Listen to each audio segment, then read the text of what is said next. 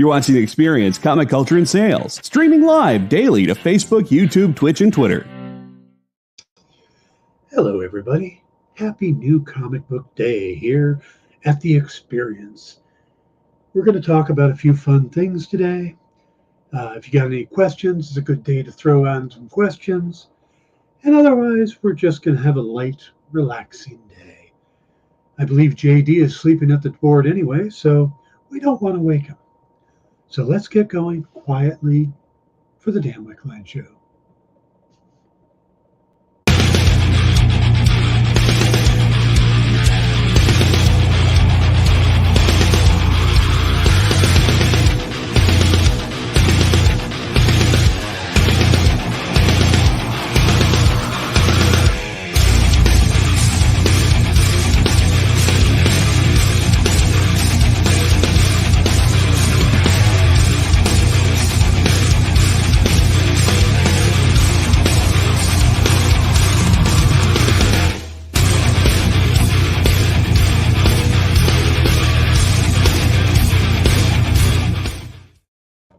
Hey everybody, welcome to the Dan Wickline Show here on The Experience. It is Wednesday, October 26th. We are flying towards Halloween at a rapid pace.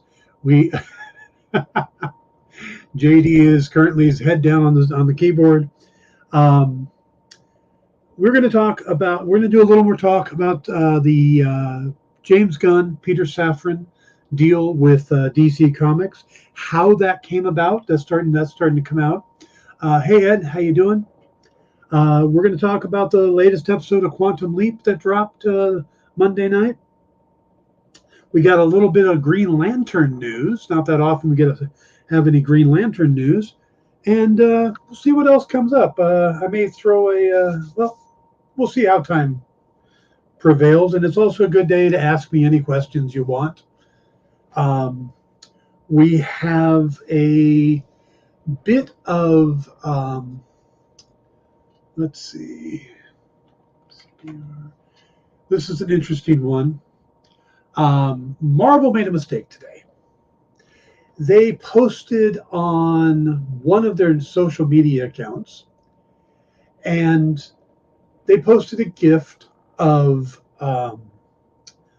Emilia Clarke, who is going to be in the upcoming Secret Invasion series. Now, they have not said who she's going to play. We've seen her in the trailer. If you don't know who Emilia Clarke is, of course, she was in Game of Thrones as Daenerys. She was in Solo, a Star Wars story, and now she's going to be here. But they haven't said who she's playing. Well, today on one of their social media accounts, they posted a picture of her with the caption that says, "It's the beginning." And then they put it as a quote, Abigail Brand. Well, they immediately took that down. But Abigail Brand is a character who was introduced in the pages of the Astonishing X-Men all the way back in 2004, so she's almost 2 decades old. And she's this no-nonsense leader of SWORD, the Sentient World Observation and Response Division, which we got to meet first in WandaVision. And, they're kind of a branch of S.H.I.E.L.D. It's where we believe Nick Fury's been hanging out, is up on the SWORD satellite. They're a group that monitors extraterrestrial threats. Brand herself is a half alien and has a knack for non-human languages and pyrokinetic abilities. So she's got some stuff. I think she's technically considered a mutant. So if she is indeed playing Abigail Brand, then we are getting our first regular mutant. Jay says, I yelled out in my chair when you announced it yesterday. I assume you mean the James Gunn thing. Yep, we're going to talk about that. Ed says, I just learned today that there's a Swamp Thing movie that came out in the 80s. Have you ever seen it? Is it worth watching? There are 2 Swamp Thing movies from the 80s. The first one is with Dirk. No, I'm trying to remember his name. Um, Dick Durock, something like that. The first one's pretty good. It's got Adrienne Barbeau in it. It's pretty faithful. The costume is pretty good. It's worth watching. The second one, Return of the Swamp Thing, is not. It's got, they swap out Adrienne Barbeau for, I think, Heather Thomas, and it's just not nearly as good. But if you do get a chance to watch the first one, I definitely recommend it. If you haven't seen it, but you could probably get it on HBO Max, there was a Swamp Thing series a year or two back with Crystal Reed in it, and that was also pretty good. Um, they also introduced Blue Devil, which is a neat character that I've always been a huge fan of. So I do recommend the one season they did of it. Now, it would have gone longer, the TV show they were doing, but they actually did a deal with the state they were filming it in. I think it was the state of South Carolina.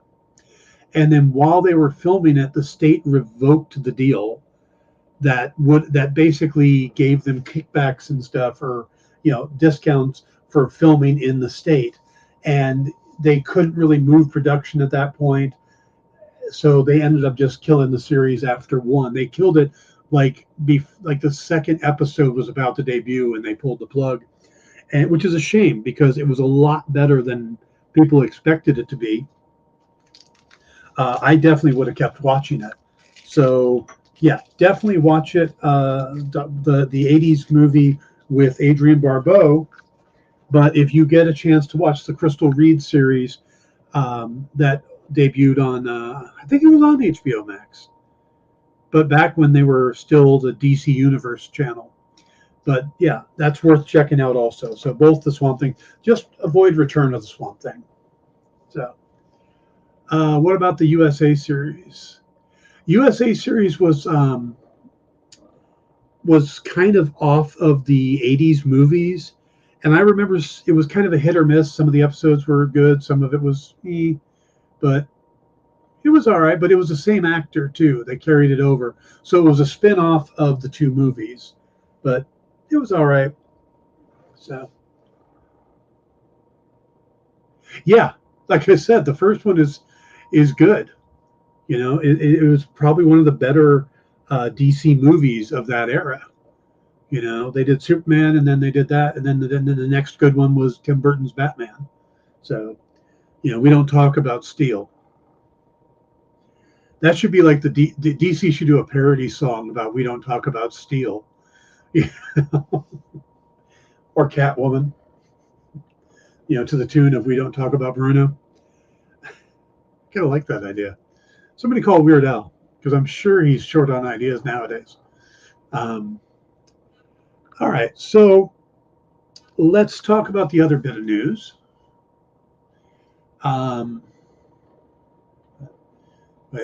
They don't want to anger Shaq, or he'll cut off their Papa John's supply.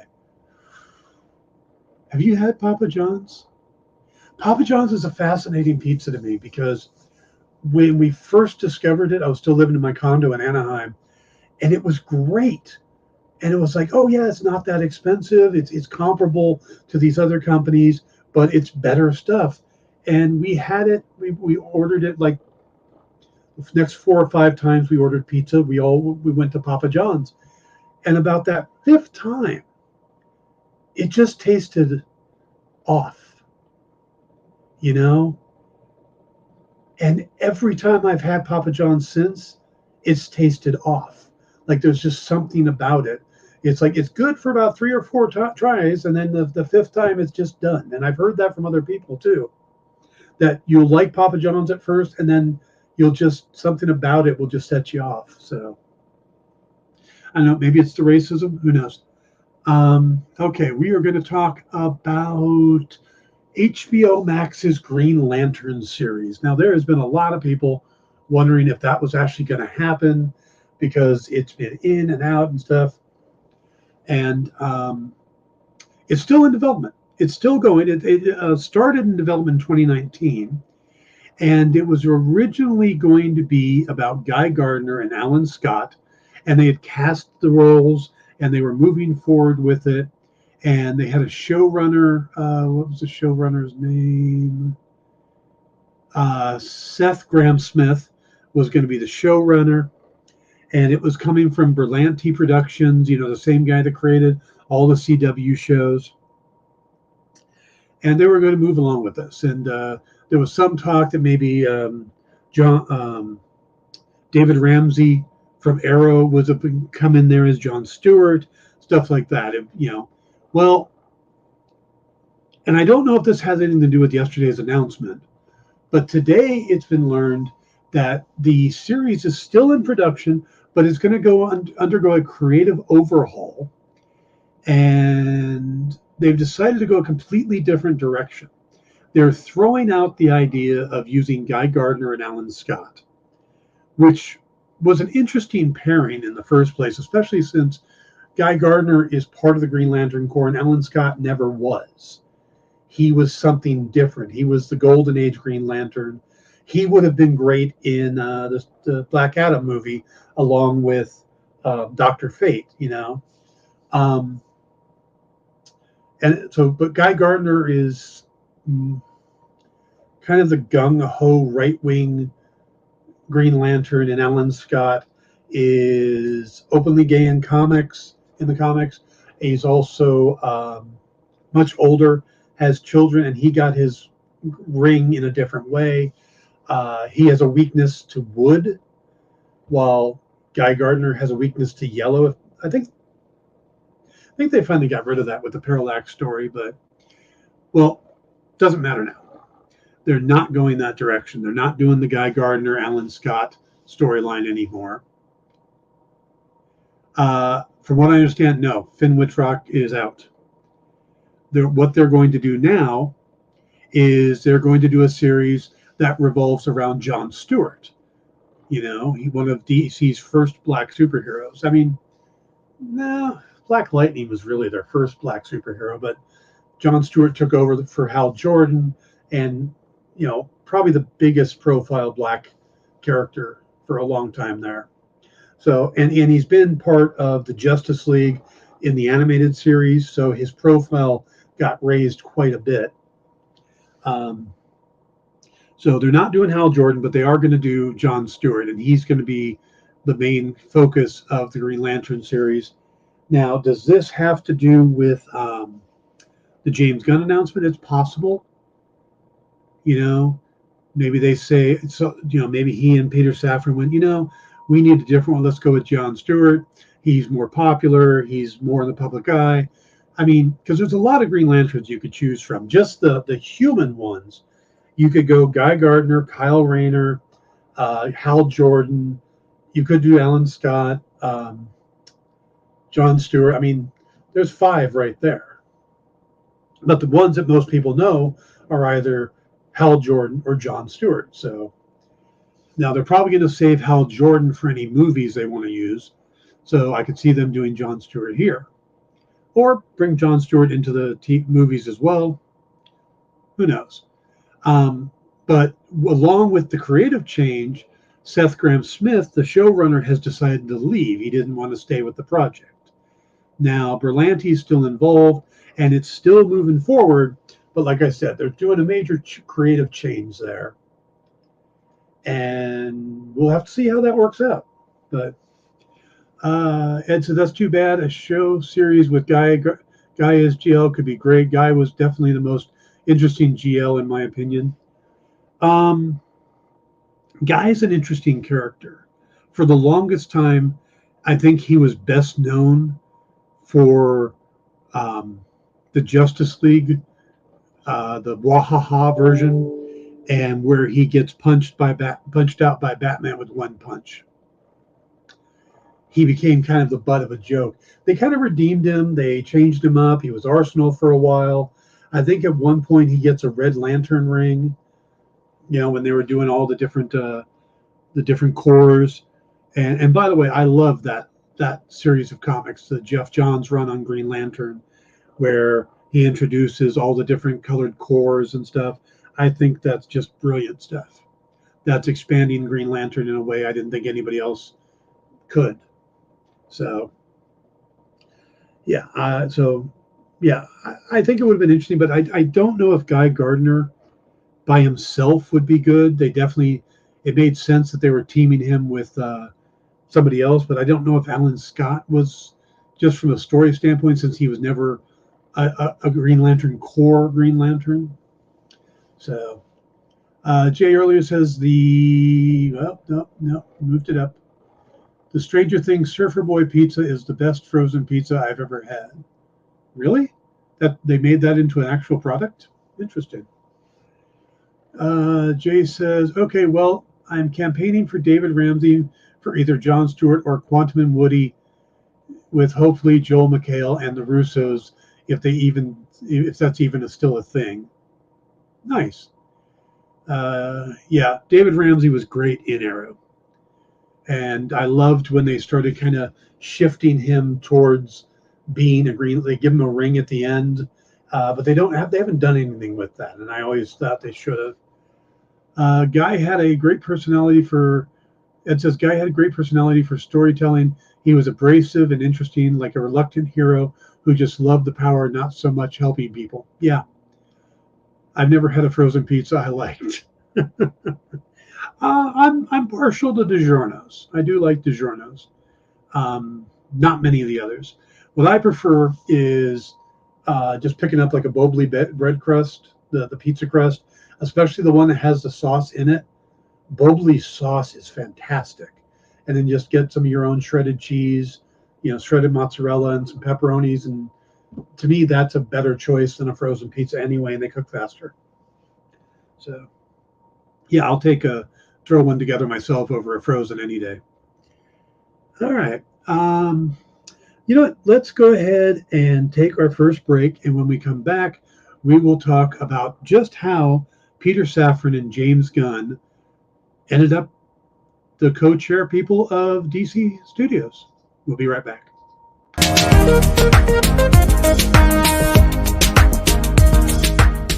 Thanks for tuning into The Experience. Help us out and hit subscribe over on YouTube and click the bell when you do. Need some help? Scan the QR code in the bottom corner.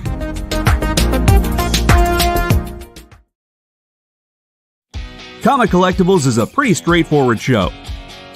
You got Rex here, he sells the comics, and you got Rockin' Robbie, he knows about the comics. And finally, John, well, no one really knows what John does. I mean, don't get me wrong, he's a great guy, but he just keeps showing up. Come to think of it, I don't even really know how he gets in here.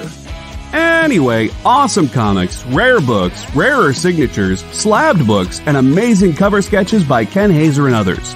Simple formula, you want the comics, you buy the comics. To sum up, Rex sells the comics, Robbie knows the comics, and John, who might possibly be a ghost. I mean, seriously, has anyone ever seen him show up or leave? Comic Collectibles with Rex and John, Mondays from 6 to 8 Eastern on The Experience. Comic Culture and Sales.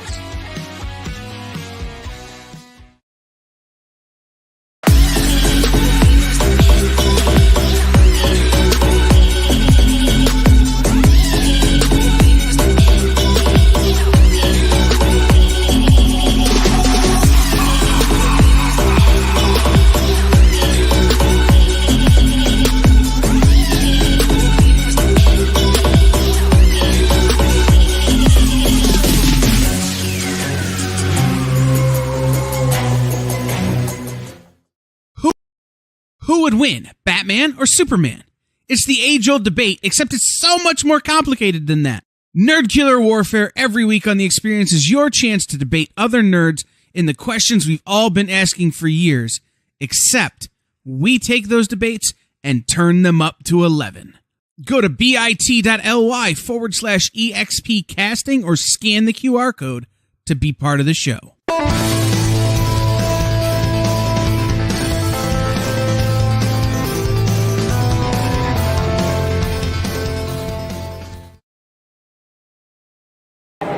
Hi, Hi, this is Joe Eisma. I'm a comic artist and illustrator for many publishers like Image Comics, DC Comics, Archie Comics, and lots more.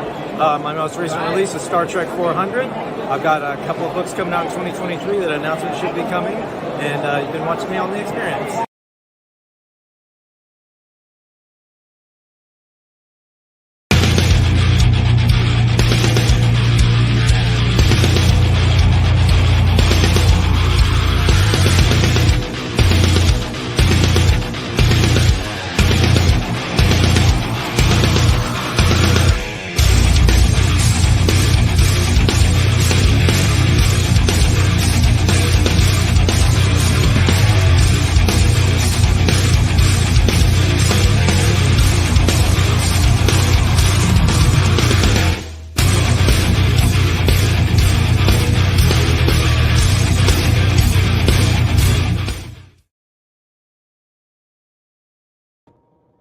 Hey everybody, welcome back to the Dan Wickline Show.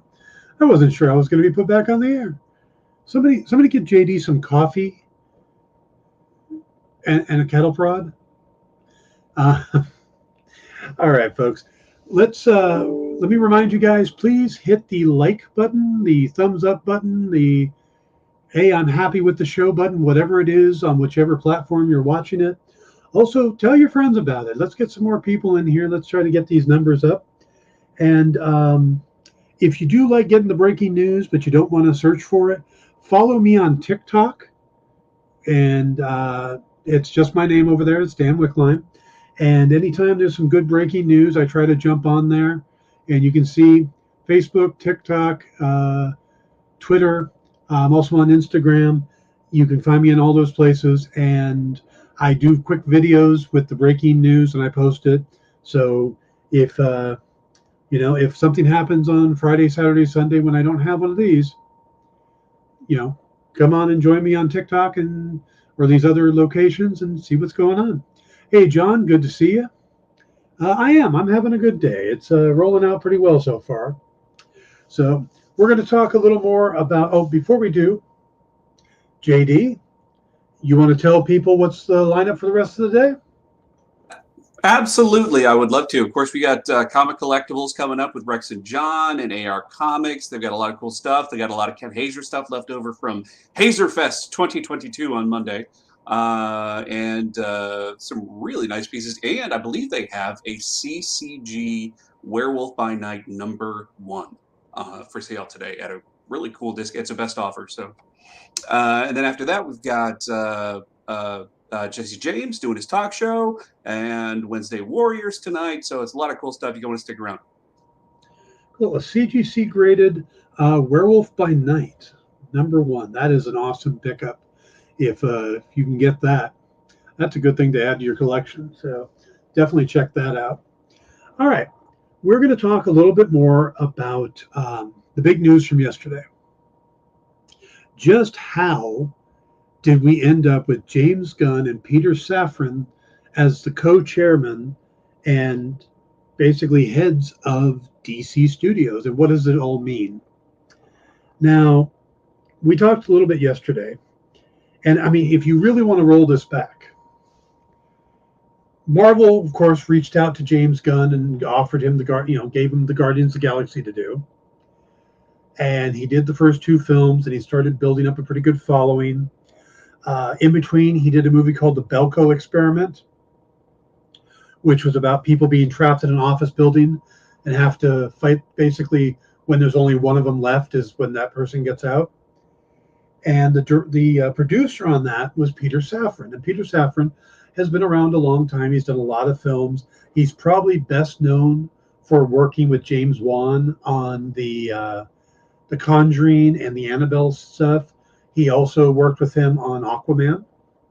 But he started working with James Gunn and did the Belko Experiment. He also produced Suicide Squad and is a producer on Peacemaker. But Peter Safran has done a lot of really good stuff. Now, he was consulting with DC and David Zaslav as they were looking for the Kevin Feige type they wanted. And This was back when Dan Lin was kind of the front runner, the producer of the Lego movies and a few other things like that.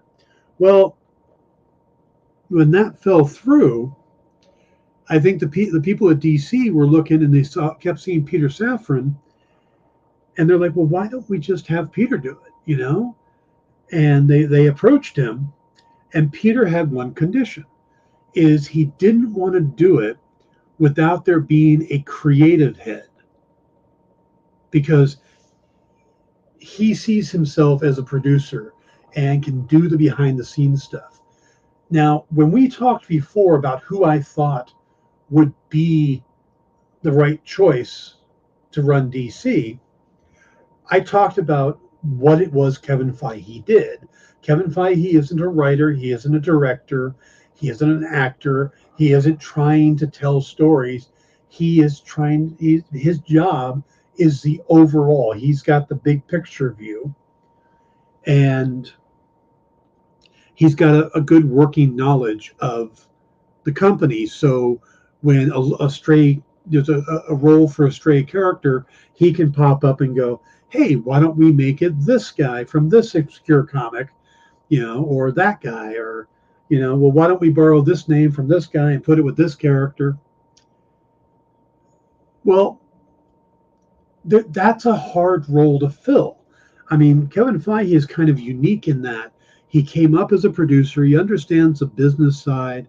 He understands how to work talent, as in, you don't ever hear a bad word about Kevin Feige. You never hear somebody going, oh, he screwed me over, or, oh, he, can't believe the way he treated me. Kevin Feige knows how to work the talent. He knows how to schmooze. Ed says, agreed. When it came to talk shows, Dan is a giant person. Well, thank you, Ed. Yeah, so finding a Kevin Feige was not easy, because you need somebody who could do those jobs that Kevin Feige does, but also is a creative person at heart and can do the big picture guiding. And like I said, that's really hard to find. And I think Peter Safran is a great choice for most of what Kevin Feige does, but having that big picture thing is where there was a problem. And that was his one insistence, is he wanted a creative partner on the project. Well, of course, and he and James Gunn have been working together for a long time now. I don't know if James Gunn even would have been a possibility had it not been for what happened a few years ago. Now, if you don't remember this, James Gunn was lined up to do the third Guardians of the Galaxy movie. He had already written the script when some very old Twitter posts came back to haunt him. These were some very poor taste posts that he made about Justin Bieber. And he was trying to be funny. You could read it and see the humor he was going for, but it didn't land well. It definitely didn't age well. And there was kind of a Me Too movement pushback on him. And it ended up with Disney firing him. Well, when Disney fired him, Warner Brothers went, James Gunn's available? And they picked him up. Well, the heat over what he had said a decade ago, and he had apologized, by the way, in that time. So it's not like it came up and he had never apologized for it. He apologized shortly after. So, how long do you beat somebody up for a mistake, I think is a good question. Well, DC let him go and do Suicide Squad. And then, of course, off of that, he did Peacemaker. And while all that was happening, things calmed down. Disney and Marvel reached out to him and brought him back to finish the Guardian trilogy. Now, he has said that that's the end for him at Marvel, and that he had basically played with all the Marvel characters he wanted to play with. He was content. Now, I think a lot of people thought, well, they'll talk him into something else. He'll do this, he'll do that. Well, it turns out it was Warner Brothers that talked him into something else. And besides, he's got a couple other projects in the works over there. They brought him on to be the creative head. And when I was talking again about who should be doing the role, my idea was it should be a producer that could be creative, but not one that was out directing and writing and doing these other things, because it's a big job. I don't think Kevin Feige could have done, Kevin Feige is supposed to produce a Star Wars movie, but you don't hear him about writing it or directing it or any of that. He is just a producer. That's his gig, the creative, but also the talent behind everything. So I was hesitant, and there was a lot of names that popped up. Oh, let's bring back Zack Snyder. Oh, why don't we just give it all to Matt Reeves, or give it to Dwayne Johnson? That was the latest one that people were talking about. And it's like, no, because their focus isn't the business. It's their stories. Dwayne Johnson is great at putting a movie out that he stars in, because he knows what kind of actors will play well off of him, what big budget scenes to do, what fight scenes. He knows the type of movie that he puts out. And I don't think anybody would want every DC movie to be a Dwayne Johnson movie. People are coming out of Black Adam, they're saying it was a fun movie, they enjoyed it, it was entertaining, but you're not hearing about there's a lot of depth to it. The characters are very light. So that's why I've always been kind of, no, they're going to go with a business person first, and they did. That's Peter Safran. They just happened to also have brought in a creative person.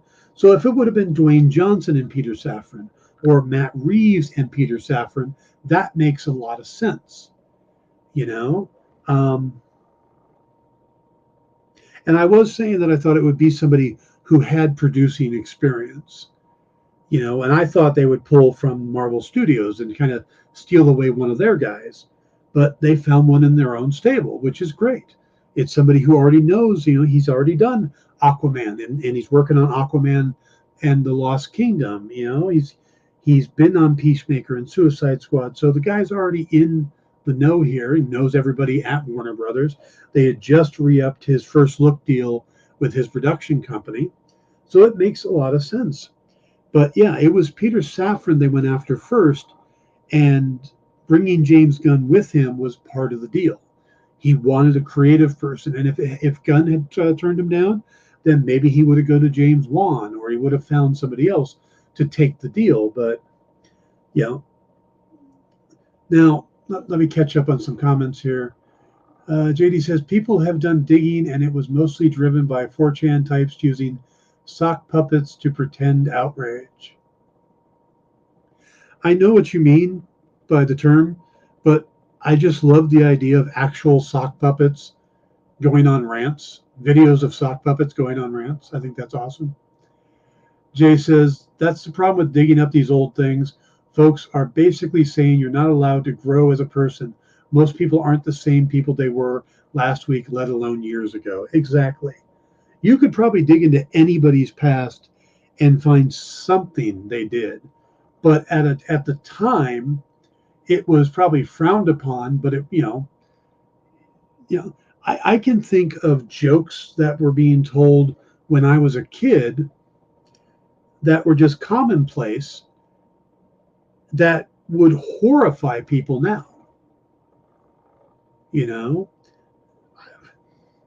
I remember when I was 10 or 11, we drove up to Oregon in a station wagon. I remember laying in the back reading this paperback joke book.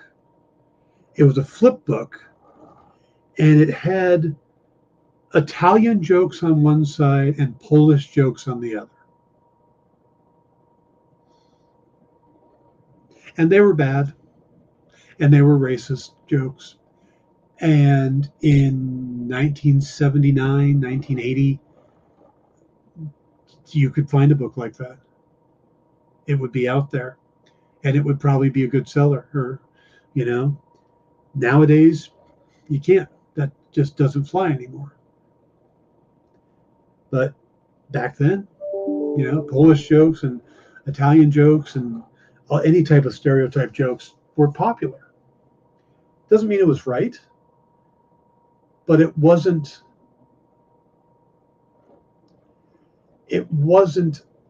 as frowned upon as it is now, because I don't know.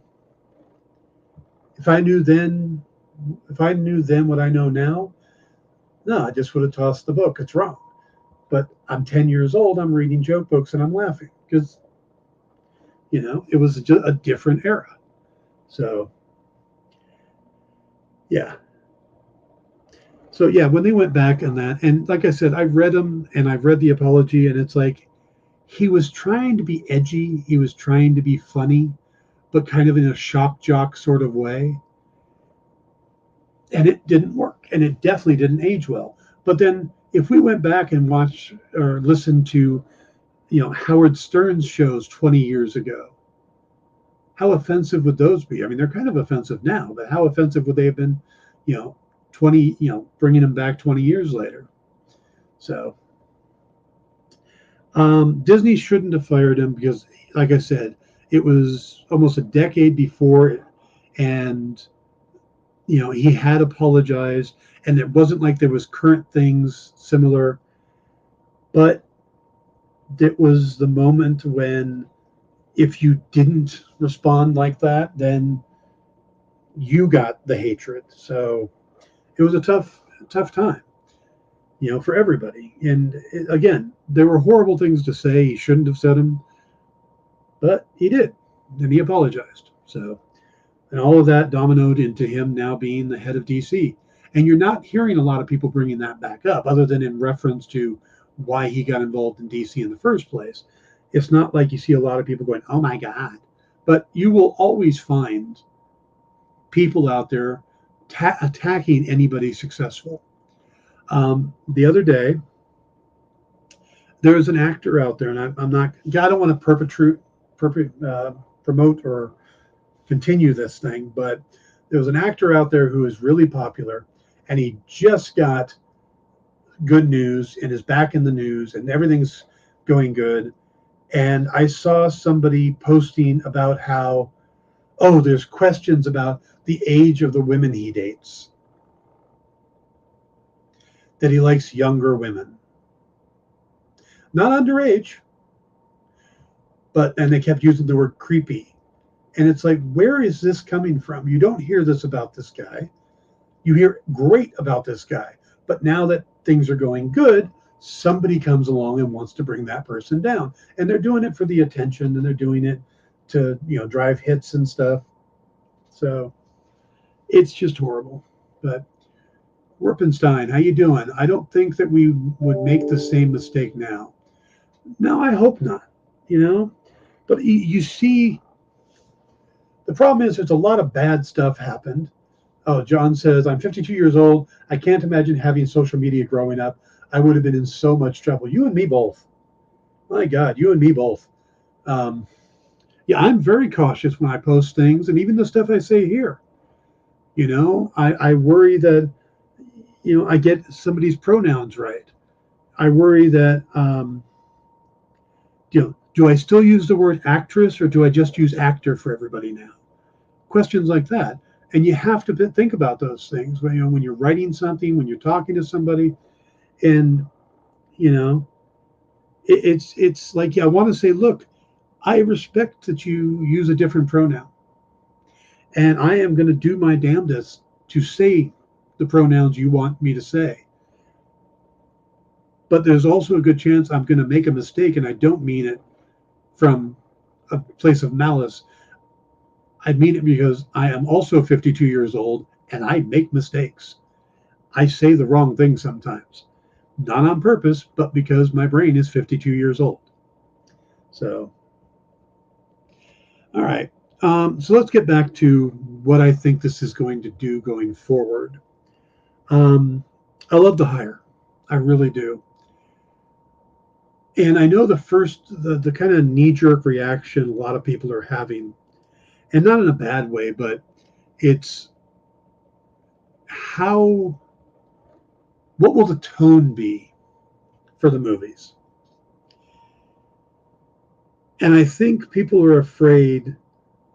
There are some people, and again, this is not a vast majority. Most people I've seen are absolutely excited for this hiring. The one thing I'm hearing though is, what is the tone for the DCU going to be? And they are calling it the DCU now, or DC Universe. It's not the DCEU anymore. What's the tone going to be? Because Guardians of the Galaxy is kind of a funny, silly movie, but it's got its serious moments. Suicide Squad was a funny movie, but it had its serious moments. But it had a lot of humor and a lot of heart. And I think that's what the key is. You look at you look at Taika Waititi's movies, and you look at Thor: Love and Thunder. It feels like they went a little too silly at times. They could have scaled it back a little bit. You don't get that with James Gunn. His movies have a lot of humor and a lot of action, but it has a lot of heart. And I think that's the key. You look at Guardians of the Galaxy, and at the center of that movie is this family bond that is being created between this group of loners. You know, Gamora and Peter Quill and Rocket and Groot and Drax, and then when Nebula gets involved or Mantis, they all become kind of this big family. And that's at the heart. And you see that in Suicide Squad too. You even see it in Peacemaker. As over-the-top silly that Peacemaker was at some points, it was also a lot of action, a lot of fun, and a good story. So if anybody has that ability to balance those things, I think James Gunn is the guy. And you look at what DC is doing. The Snyder stuff was very dark and very serious. There were humorous moments, but they weren't great. But you had this very dark, serious tone. And I think they wanted to get away from that. They didn't think it worked. And you look at a movie like Shazam. Shazam did great, and there was humor in it. You look at Aquaman. It did very well. It did over $1 billion in the box office. And again, it is very light. You know, there's some humorous moments. But I don't think they'll get too over the top silly. I don't think we're going to have that situation where, you know, Taika Waititi did with Thor: Love and Thunder. I think he did great with Ragnarok. I think he just went a little too far. Okay, let me catch up real quick. Finally, DC a win here. I think this is definitely a move in the right direction. The only person I know that hates this move is Grace Randolph, but I think she hates it because she wasn't the one that broke it. Okay. Grace Randolph. Okay. Jay says, here's what I think. They just, like, not every Marvel character is Tony, Spider-Man, or Deadpool. Not every DC character is Batman. Hey, cool. Good to see you. JD says, Batman. Who's this Batman fellow you speak of, Jay? I hear he's a Vengeance and the Night. Warpentine says, Super is my favorite thing Gunn has done that I've seen. Oh, that's right. I forgot about Super. Yeah. So yeah, I think this is brilliant because he's coming from the Marvel formula. And the thing that Marvel has pulled off very well is humor in most of their movies. There is heart, but they also switch up the genres very well. And they also give the directors and the writers a chance to do the story they want to do. And sometimes it goes too far, sometimes it doesn't. You know, sometimes it works, sometimes it goes a little off the rails. But I mean, just take a look at that trailer for Ant-Man we got. Ant-Man has been kind of a side movie in the Marvel Universe. Peyton Reed and Paul Rudd doing their little thing. And then the next one, it got a little bigger, but still it was in this little combined universe. And then Ant-Man becomes huge when it comes to the, when he pops up in Civil War, when he pops up in Endgame. And then, we look at this new one, and it's going to be a major hinge pin in phase 5 and 6. Everybody's going to need to see it. And I know a lot of people who just kind of skipped over Ant-Man because they didn't care. It wasn't important. Well, this new one's going to be very important. So,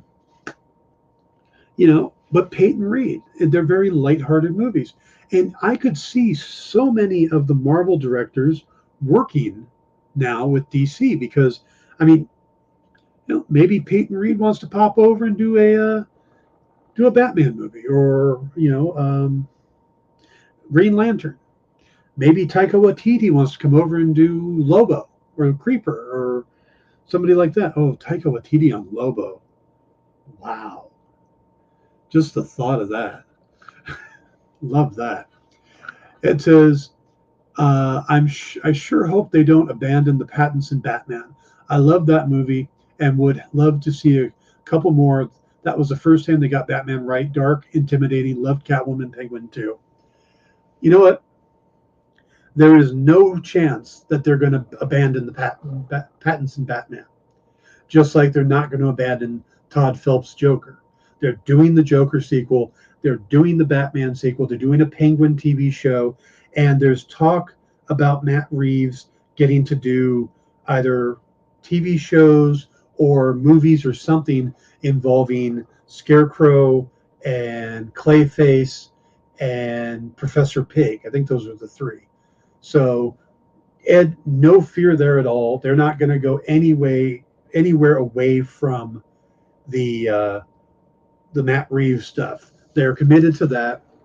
I am kind of curious if they're going to try to merge those two, if that's going to become the Batman with Henry Cavill's Superman and Gal Gadot's Wonder Woman and Jason Momoa's Aquaman, or will that be separate? Because they've said that Todd Phillips' Joker is always going to be separate.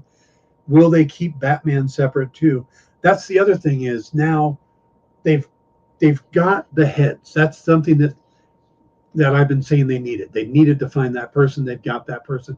The next step in what I said back when I did the How to Fix DC, the next step was to lay out that 10-year plan. And you don't have to go into every detail, but you kind of need to give guidance to the audience to know what to expect.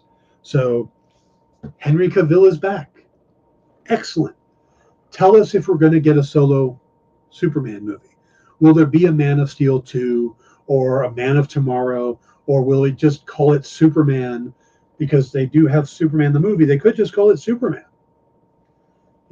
Or, there's so many titles they could use, but give us the idea if there's going to be a Superman solo movie. Will there be a Batman in this new universe, or separate? Is Ben Affleck is back for the Flash and for Aquaman? Is Ben Affleck going to come back?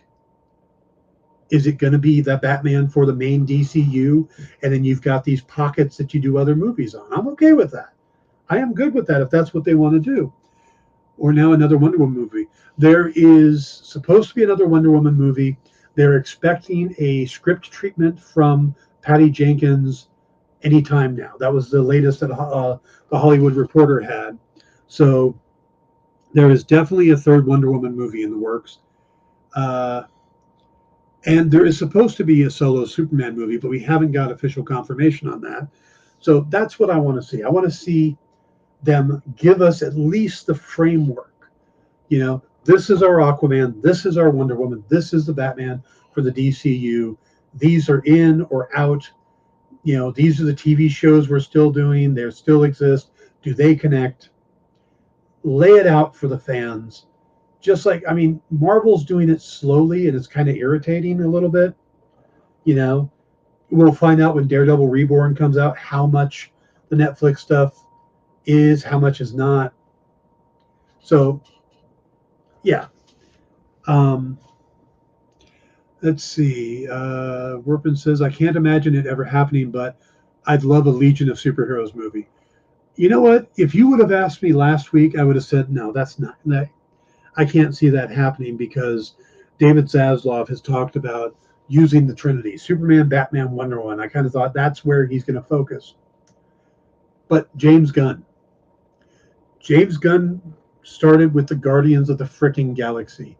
If anybody could pull off a Legion movie, and I don't mean he'd be the one to write and direct it, but I could see him finding the right creative team and putting a Legion movie going forward. So I think it is in the realm of possibility now. It just got to make some money.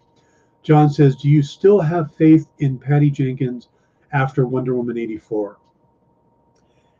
Yes, I do. I do because I think that some of that may have been an overcompensation by Walter Hamada and the people in charge at Warner Brothers at the time.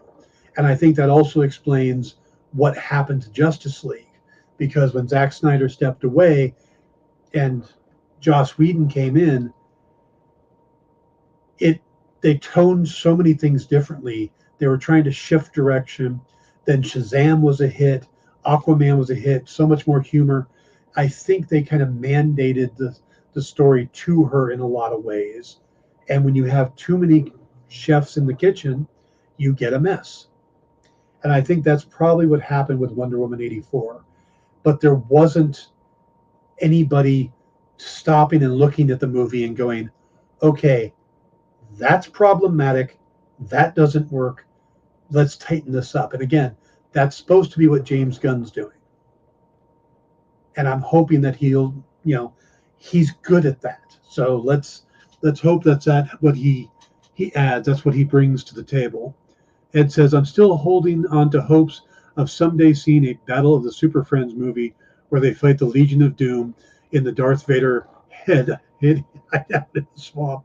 I know it won't happen, but how metal would that be? That would be awesome.